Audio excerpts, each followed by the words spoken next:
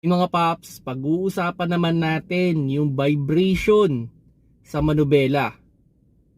Hello mga paps, I'm Kuya Shane at kung hindi ka pa subscriber ng aking YouTube channel, press mo naman yung subscribe button para ma-notify ka sa mga susunod ko pang video. Okay, nagbabibrate ang manubela. Ano yung posibleng problema dyan? Okay, may dalawa kasing possible na scenario dyan. Like for example, pag umaapa ka sa preno at nagbabibrate ang manubela mo, pwedeng may problema ka sa brake system. Pwedeng yung rotor disc mo ay kailangan ipa-resurface. Okay, now, sabihin na natin habang tumatakbo naman kayo ng mabilis, doon nagkakaroon ng vibration. Well, pwedeng may problema kayo sa gulong, may bukol yung inyong gulong. Pwedeng may problema kayo sa wheel bearing. Okay, sira na yung wheel bearing ninyo or umaalog. And pwede rin naman na kailangan ipabalance o ipa-tire balancing ang inyong sasakyan. So ngayon, di-discuss natin yung different scenario. So yun, for example, pumipreno ka. Doon nagbabibrate yung inyong steering. So ang titignan nyo dyan is yung rotor disc ng inyong sasakyan. So pag nakita ninyo na hindi na siya ganun ka-smooth or parang umaalon-alon, yun, maybe kailangan nyo na siyang ipa-resurface. Normally, ang isang rotor disc kaya natin ipa-resurface yan mga 2 to 3 times. Okay, kung may budget nga kayo, sana nga kada palit ng brake pad, di naman, sobra naman siguro yun, kahit pakalawang beses ng palit ng brake pad, pa-resurface tayo. Ang idea kasi doon para magtagal talaga yung inyong brake pad din.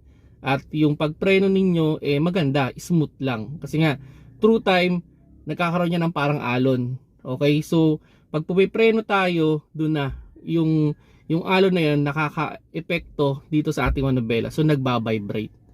Okay? So yun naman yun. Or kung mayaman naman nga kayo, palitan niyo yung rotor disc ninyo, pwede rin. Kung ayaw niyo ipa-resurface. Kasi minsan yung presyo ng resurface nasa 1,500. Tapos makakabili ka ng replacement, nasa 1,500 din isa. So mayroon ka ng bagong rotor disc kaysa nagpa-resurface ka. Pero syempre, medyo mahal na idea yon. Pero pwede nyo maging option yon. Lalo na ang rotor disc kasi meron niyang specific na kapal. So pag masyado na siyang na-resurface, i-recommend din naman sa inyo na kailangan nyo na siyang palitan. Okay, then yun. Punta na tayo dun sa paano kung merong bukol yung gulong. Ako na-experience ko na yan Ang dami kong kinalikot, dami kong pinalitan. Then eventually, ang pinaka-idea pala, kaya pala nagbabibrate yung aking manubela, lalo na sa highway, is dahil yung gulong ko pala ay may bukol. So, ang yung gulong natin, pag tinanggal niyo yan, may makikita kayo na spot na mas upod. Tapos yung ibang spot niya, okay naman, pantay naman. Para meron hindi siya literally na bukol Kumbaga ang nangyayari, yung gulong, merong spot diyan na mas manipis yung pagkaupod niya. So yun yung bukol. So ang dami kong kinalikot that time. So yun pala yung gulong ko. Ang idea naman doon, para ma-determine nyo rin yun, halimbawa okay naman yung gulong ninyo sa likod, ipagpalit ninyo sa harap. Pag nawala yung vibration, pwedeng may bukol yung gulong. So, kailangan nyo nang palitan yung inyong gulong. Okay? So, yun. Then, yun nga. Pwedeng may problema rin kayo sa inyong wheel bearing. Yan. Lalo na yan sa mga nababaha.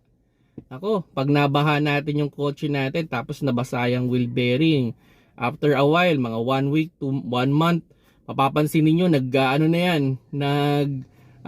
umiingay na yung wheel bearing ninyo. Pag bumibilis yung takbo ninyo, lalong umiingay yan. And through time, pag paulit-ulit yung ginagamit yan, yun, pwedeng kumalog na yung inyong gulong.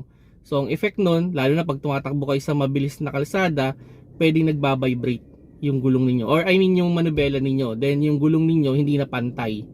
So, ito, medyo serious yung issue dito. Pag napansin nyo ng ganun at wheel bearing yung problema, palitan nyo na kagad yan. Okay? Kasi yung wheel bearing, pag yan napabayaan ninyo, pwedeng mag-lock yan or pwedeng matanggal yung gulong ninyo. So, masyadong complicated yon. Uy, Napansin ko hindi ka pa nakasubscribe sa aking YouTube channel. Press mo naman yung subscribe button para dumami-dami naman yung subscriber ko. Salamat. At yun, okay, naano na natin doon na tayo, natapos na natin yung doon sa rotor disc, natapos na natin yung sa gulong na may bukol, wheel bearing. And ang pinakauli natin is yung tire balancing. So, normally kasi pag bumili naman tayo ng gulong, dapat ipinapa-tire balance natin yan. Yan yung pinapasok siya doon sa isang machine na umiikot, then nilalagyan ng parang tingga. Okay, pwedeng dinidikitan or pinupupukan ng tingga. At pag yung kasi is hindi siya na-balance, yun, pwede talagang mag-vibrate yung ating manubela dyan. Okay? So, yun yung common, yun yung common na issue kung bakit nagbabibrate yung manubela. Okay, pag tumatakbo, lalo na pag tumatakbo tayo ng mabilis, minsan nga, pag mapapansin pa nga natin yan, pag nandun tayo sa smooth na asphalt, doon talaga natin mararamdaman yan. Kasi pag doon sa semento, hindi natin masyadong ramdam kasi, nagbabibrate talaga din doon yung gulong Pero pag nasa asphalt, doon talaga natin mararamdaman yan na may problema tayo. Ang idea nga, minsan sa bearing, pag lalong bumibilis, lalong lumalakas yung tunog. Okay? And pwede rin maka-experience, pag wheel bearing ang problema, pwedeng maka-experience din kayo dyan na pwedeng lumiliko siya pa kanan or pa kaliwa. Okay, so meron din siyang instances na ganun yung sistema niya. Doon naman sa rotor disc naman, pwedeng kahit hindi, pag medyo malala na yung problema, minsan may pagkakataon, kahit hindi kayo maapak ng preno, nagbabibrate yung manubela ninyo. Pero malala na yun. Pero usually talaga, pag inaapakan ninyo, dun siya nagkakaroon ng issue. Yung dun sa bukol, ito medyo mahirap talaga Lalo na minsan sa akin dati na-experience yan, bago pa yung gulong. Hindi naman sobrang bago. Kumbaga sabihin natin mga 50% na yun na ubos kong thread sa kanya. And dun, nagkaroon siya ng bukol.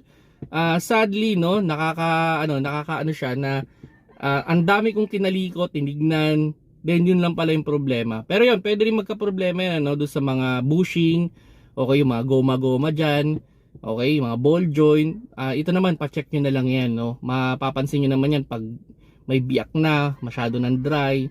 So, yun mga paps, yun na yung idea, Sana naman nakakuha kayo ng maliit na idea tungkol dun sa pag-vibrate ng manubela ninyo. Hindi yan normal. Okay, so better ipa-check ninyo, ipaayos ninyo para mas magtatagal yung inyong makina. Kasi pag pinabayaan nyo yan, eventually, baka mas lumaki pa yung problema ninyo. Pwede maapektuhan din kasi yung ibang parts dyan. Okay? So, nanganganak-nganak. Okay? So, yun mga paps, Kung nagustuhan nyo yung video, paki-like naman. You can share this video. Lalo na sa mga new car owner dyan na gustong matuto tungkol sa kotse. Again, maraming salamat sa panonood ninyo.